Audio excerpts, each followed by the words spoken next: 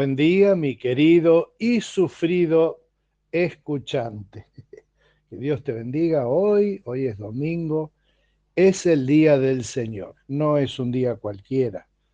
Todos los días tienen algo de original, pero los días domingos tienen un plus que se relaciona estrechamente con nuestra vinculación con Dios. Suponete que yo hiciera esta pregunta. ¿Cómo puedo hacer yo para conocer mejor a Dios? La mayoría de la gente, la mayoría de nosotros, responderíamos casi inmediatamente con alguna cosa de la naturaleza. Por ejemplo, diría, yo cuando veo la montaña, uy, ustedes que viven ahí en Córdoba, qué suerte que tienen, porque al ver las montañas para mí es, otro diría el mar, eso de estar mirando frente al mar, el ruido de las olas y ver el horizonte infinito, qué maravilla. Y otro diría, y cuando uno mira, diría David, el salmista David, diría, cuando veo los claros cielos y lo que es obra de tus dedos, digo, ¿qué es el hombre? Qué maravilla, qué cosas preciosas. Y no, para mí las cataratas, yo la vez que fui a cataratas y estaba ahí rodeado por ese ambiente verde, pero todo lleno de plantas y el agua y el volumen del agua que corre y que cae por las cataratas que se miden en billones de litros por segundo. Yo ahí realmente uno dice, ahí está, realmente está Dios y que esto y que lo otro. Bien, sin duda, Dios está mostrado en su creación, sin duda. Los cielos, decía David, cuentan la gloria de Dios y el firmamento anuncia la obra de sus manos. Pero la mera observación de la naturaleza no tiene mucha especificidad. Por ejemplo, observando la naturaleza, observando los animales, por decir algo, es difícil entender que la voluntad de Dios es que no nos matemos unos a otros, porque en la naturaleza los animales se matan unos a otros. Y entonces ahí necesitas un paso más para entender eso y entonces decir, no, claro, pero los animales se matan por instinto y no se matan por placer, sino que se matan por el instinto que los guía a cazar para comer. Bueno, eso no es del todo cierto porque hay animales que cazan por placer, se matan por placer. El gato tuyo probablemente, vos le das de comer un alimento balanceado que sale $2 millones la bolsa y un día te aparece con un pájaro muerto. ¿Por qué lo cazó? Porque es un animal, el instinto no es solamente un instinto, es cacemos cada vez que tenemos hambre, sino, che, me gustaría cazarme un pajarito hoy para ver, para despuntar el vicio. Y la naturaleza entonces no es específica en cosas como, por ejemplo, ¿de dónde sacarías de la naturaleza que no tenés que envidiar, una persona no tiene que envidiar a otra, o que no tiene que odiar? Eso no va a estar en la naturaleza.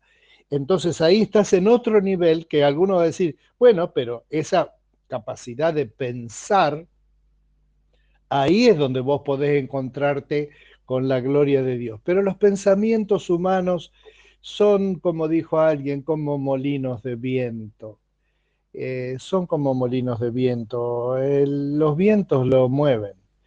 Y vos fijate cómo tus pensamientos, porque vos sabés tus pensamientos y yo sé mis pensamientos. Vos no te metés con mis pensamientos y yo no me meto con tus pensamientos. En nuestros pensamientos verás fácilmente que hay una influencia de lo que nos rodea. Y entonces hay momentos donde todos estamos entusiasmados y otros momentos donde estamos todos deprimidos y esa, ¿cómo se diría? Esa veletitud de moverse según el viento como una veleta de nuestros pensamientos es una característica. Entonces, si esa veletitud es la que me acerca o me aleja de Dios, estamos fritos, porque entonces yo tendría que estar todo el tiempo rodeado de un ambiente cuyos vientos me tiren hacia buscar a Dios y pensar en Él, cosa que no es así. Engañoso es el corazón, dice la Biblia, más que todas las cosas. ¿Quién lo comprenderá? Si todo el mundo entendiera cómo funciona el corazón, no existirían los psicólogos que tienen que estudiar para entender el corazón. Hay un tope de gama, un top para conocer a Dios, que te lo voy a presentar leyéndote el texto que está en una carta del Nuevo Testamento que se llama A los Hebreos. El primer capítulo, los primeros 3 versículos, donde dice así: Dios, que muchas veces y de varias maneras habló a nuestros antepasados en otras épocas por medio de los profetas, en estos días finales nos ha hablado por medio de su Hijo. A éste lo designó heredero de todo y por medio de él hizo el universo. El Hijo es el resplandor de la gloria de Dios, la fiel imagen de lo que Él es y el que sostiene todas las cosas con su palabra poderosa. Después de llevar a cabo la purificación de los pecados, se sentó a la derecha de la majestad en las alturas. La clave, la palabra clave, la contraseña que abre el conocimiento de Dios es Jesús. Es decir, que si yo quiero conocer más realmente a Dios, independientemente de lo que ya está manifestado en la naturaleza y en mis propios pensamientos, debería pensar en buscar a Dios a través de Jesús. Es decir, yo quiero saber qué le gusta a Dios. Miro a Jesús, ¿qué le gusta a Jesús? Eso es lo que le gusta a Dios.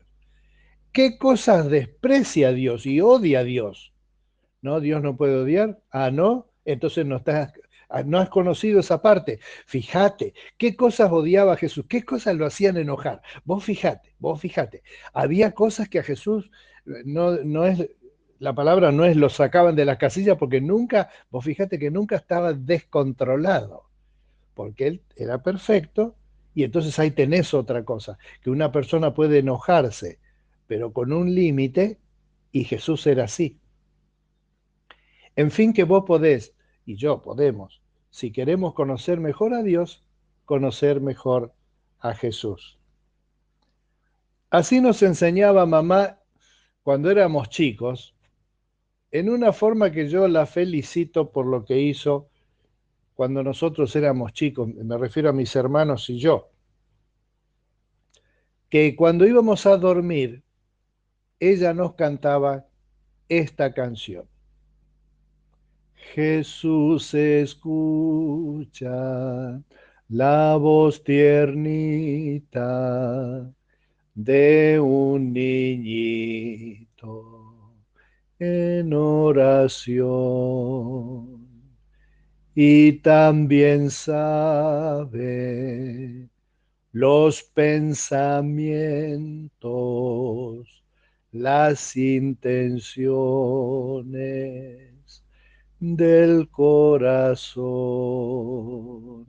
Jesús escucha la voz tiernita de un niñito en oración y también sabe de sus intentos los pensamientos del corazón.